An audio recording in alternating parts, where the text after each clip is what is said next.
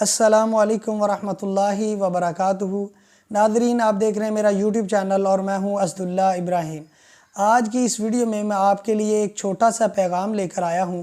اکثر ہمارے معاشرے میں کچھ لوگ ایسے ہوتے ہیں جن کے پاس آنکھیں نہیں ہوتی، جن کو اللہ تعالیٰ نے بینائی سے محروم رکھا ہوتا ہے۔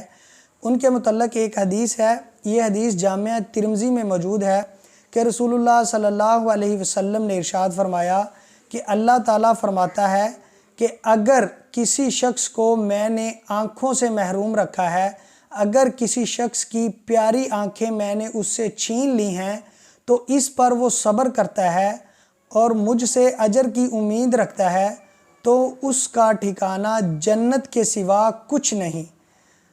میں آپ تمام دوستوں سے یہ گزارش کروں گا، یہ پیغام ان تک پہنچا دیں، یہ حدیث ان تک پہنچا دیں۔ جزاکم اللہ خیر۔ السلام علیکم۔